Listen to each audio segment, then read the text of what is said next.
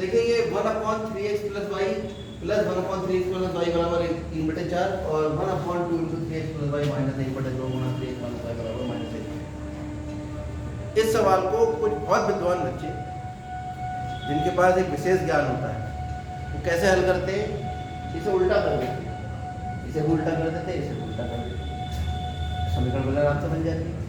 फिर इसे उल्टा करते हैं, इसे उल्टा करते हैं, इसे उल्टा कर देते हैं, समीकरण बहुत आराम से बन जाती है और दोनों समीकरणों को हल करते हैं। कितने बच्चों को लगता है कि ये मेथड ठीक है और कितने बच्चों को लगता है मेथड गलत है? बाकी को कोई आइडिया नहीं है।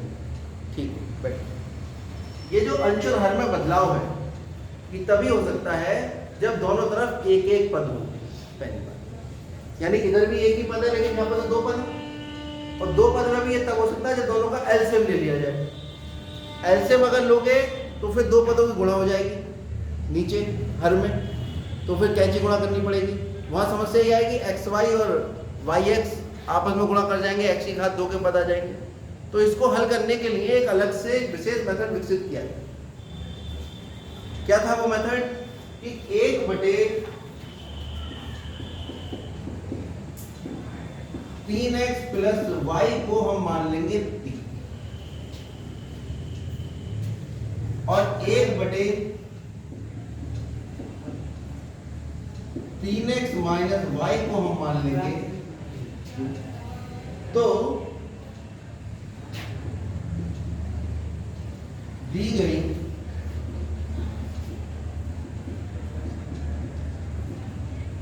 समीकरणें निम्न रूप में होंगी। किस रूप में होंगी? इसकी जगह तो p आ जाएगा और इसकी जगह u बराबर 3/4। ये समीकरण 1 आ जाएगा।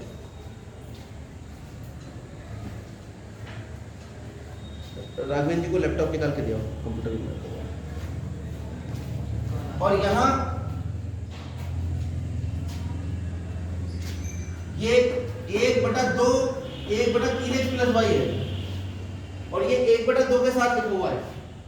इसका मतलब ये तो होगा 1/2 गुणा 1/2 3x प्लस वाई, है ना?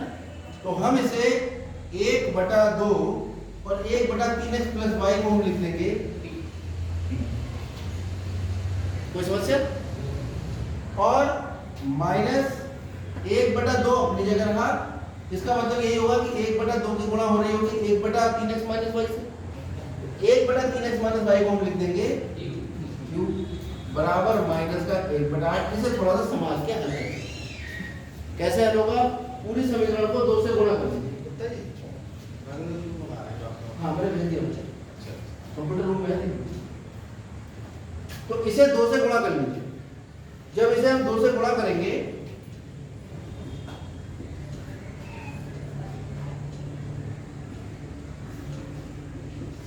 तो पूरी समीकरण को 2 से गुणा करेंगे।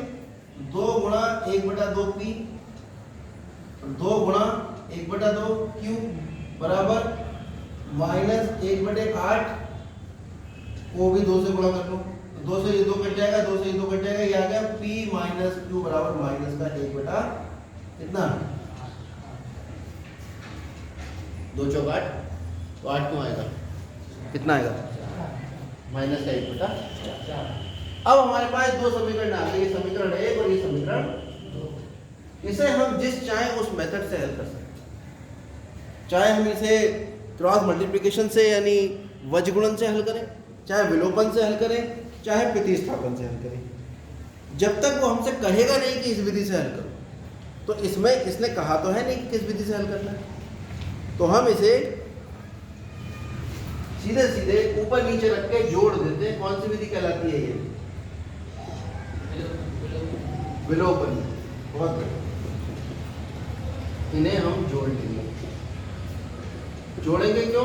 क्योंकि दोनों का निशान अलग अलग है, तो दोनों का निशान अलग अलग, दोनों कट जाएंगे। कितना आ गया? p और p जोड़ के 2p। ये कितना आ गया? 3/4 माइनस 1/4, 4 एलसीएम 3 माइनस 1 कितना आ गया? 2/4, 2 दूनी 4, 2p बराबर 1/2। p इधर 2 गुणा करा, इधर जा क्या करेगा? भाग P बराबर कितना आ गया, और P कितना माना था आपने, 3x प्लस वाई माना, P माना था आपने 1/3x प्लस वाई, 1/4, कैंची गुणा कर लो, इसकी गुणा इससे, इसकी गुणा इससे, तो 3x प्लस वाई बराबर 4 गुणा 1 4। ये समीकरण नंबर 3 निकला है। अब हमारे पास कुछ ऐसा समीकरण आया है जिसको हम हल करने की कोशिश कर सकते हैं, लेकिन अभी एक ही आया है। P का मान तो निकाल लिया ना आपने, P का मान समीकरण 1 और समीकरण 2 में से किसी भी समीकरण में रख दो, बताओ किसमें रखें, चाहे 2 में रख दो चाहे 1 में रख दो, मान निकल आएगा। P का मान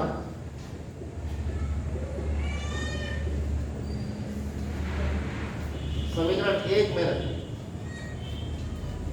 समीकरण 1 लिख लो पहले, ठीक है, समीकरण 1 की P प्लस Q बराबर 3/4, तो P का मान था हमारे पास कितना आया था निकल के, 1/4, Q बराबर आ गया 3/4 माइनस 1/4, 4 एलसीएम, 3 माइनस 1 2/4, तो Q का मान आ गया 2 दूनी 4, यानी Q का मान आ गया 1/3। Q माना किसको था हमने, 1/3x माइनस वाई। चाहे तो कुछ बच्चे ऐसे भी करते हैं, कुछ कहाँ डस्टर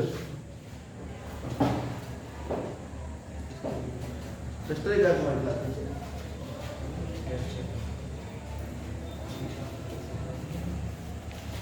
चलो कागज दो कोई, जल्दी दो, टाइम वेस्ट।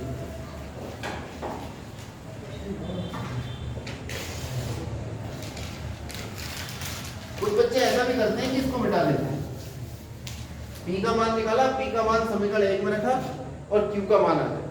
जब P और Q का मान आ जाता है तो ऐसे लिखते हैं कि P का मान आया है 1/4 तथा Q का मान आया है 1/2। अब एक साथ मान रखते हैं, कितना था इसका मान P का, 1/3x प्लस वाई बराबर 1/4 था, इसका कितना था, 3x, फिर से गुणा कर लो, 1/2, तो 3x प्लस वाई बराबर 4 तथा 3x माइनस वाई बराबर, तो ये समीकरण 1 हो गए और ये समीकरण 2। अब हमारा मकसद केवल इन समीकरणों को हल करना है। 3x प्लस वाई बराबर 4 और 3x माइनस वाई इधर ले आओ, इस 4 को भी दे दो, ये समीकरण नंबर 3 कह दो, इसे समीकरण नंबर 4। एक बार फिर सवाल समझ लीजिए, सवाल आपका थोड़ा सा उलझा हुआ था, तो हमने देखा कि ये 1/3x प्लस वाई इसमें भी आ रहा है, इसमें भी आ रहा है, ये इसमें आ रहा है, इसमें 1/3x प्लस वाई को तो मान लिया P और 1/3x माइनस वाई को मान लिया Q, और मान उठा के इनके इन समीकरण में रख दिए। तो 1/3x प्लस वाई की जगह जब P रखा मैंने, तो यहाँ पर तो सीधा P आ गया, क्योंकि पूरे 1/, को माना था मैंने P, और इसकी जगह Q आ गया बराबर 3/4, पहले समीकरण आ गई। ये 1/2 गुणा लिखा हुआ है, तो इसे आप चाहो तो ऐसे भी लिख सकते हो कि ये जो 2 लिखा था 1/2 गुणा लिख लो, ये 2 लिखा था इसे 1/2 लिख लो। तो अब आप देख रहे हैं कि 1/2 गुणा 1/3x प्लस वाई, इसे P लिख सकते हैं, तो 1/2 की माइनस 1/2 की, इसे 2 से गुणा कर दिया तो 2 कट जाएगा, इसका ये हल 2 कट गया, ये 1/4 हो गया। अब इन दोनों समीकरणों को हमने देखा, इन्हें हमें हल करना था। ये पहली समीकरण थी और ये दूसरी, हमने इसमें विलोपन विधि का प्रयोग किया, दोनों को जोड़ लिया, जोड़ते Q कट के P आ गया, P का मान उठा कर रख दिया पहली में, तो Q निकल आया। फिर हमने P और Q का जो मान माना था वो रख दिया, फिर कैंची गुणा करी, इसकी गुणा इससे, इसकी गुणा इससे, तो हमारे पास 2 समीकरण निकले। अब इन 2 समीकरणों को मैं चाहूं तो विलोपन से बहुत आसानी से हल कर सकता हूं, भाई जैसे जोड़ूंगा इसको y से y कट जाए, है ना। अब लेकिन थोड़ा मुश्किल का सामना कर, इन समीकरणों को हम बीजगणित विधि से हल करते हैं। क्यों करते हैं, खतरों के खिलाड़ी हैं, आसानी से कैसे हल कर लेंगे। आप जो है आराम से एग्जाम में इसे विलोपन से ही हल करना, लेकिन यहाँ हम आपको बजगुणन से हल करके दिखा रहे हैं ताकि बजगुणन की प्रैक्टिस थोड़ी सी हो जाए। अभी 2-3 सवाल हैं। क्या थी बजगुणन विधि? अब मैं इसको बिल्कुल दूसरे तरीके से बता रहा हूँ। कल मैंने आपको अलग तरीके से बताया था, ठीक।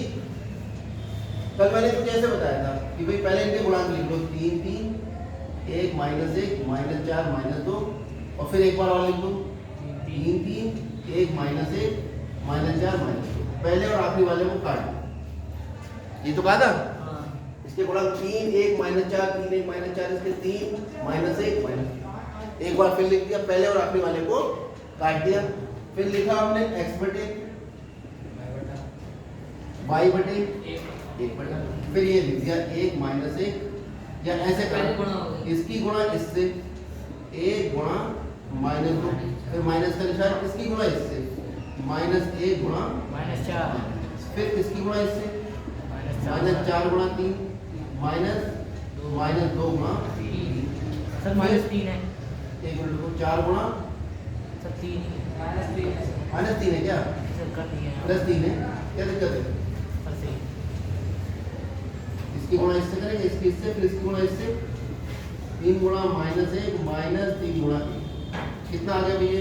x बटे -2 माइनस माइनस प्लस 4 y बटे माइनस का 12 माइनस माइनस प्लस 3 दूनी 6 1 बटे -3 -3 तो x बटे -6 बराबर y बटे -6 बराबर 1 बटा -6। फिर क्या बताया था हमने? पहले और तीसरे को बराबर रख लेंगे और दूसरे और तीसरे को बराबर रख लेंगे, क्योंकि हम तो समीकरण हल करने वाले लोगों में से हैं। हम एक साथ 3 समीकरण होते तो कहाँ हल करते हैं?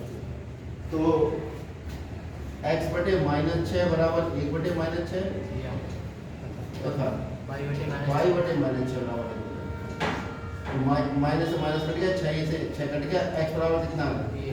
1 तथा चलो ऐसे कर लो, चाहे इसे ये भाग कर रहेगा, गुणा करेगा, माइनस से माइनस 6 कम 6 y बराबर, यहाँ भी ऐसे करना चाहिए था, माइनस से माइनस काटते यहाँ 6 लिखा रहने दो और ये 1 बटा 6 गुणा 6 6 कम 6 तो x बराबर 1 तथा y बराबर 1।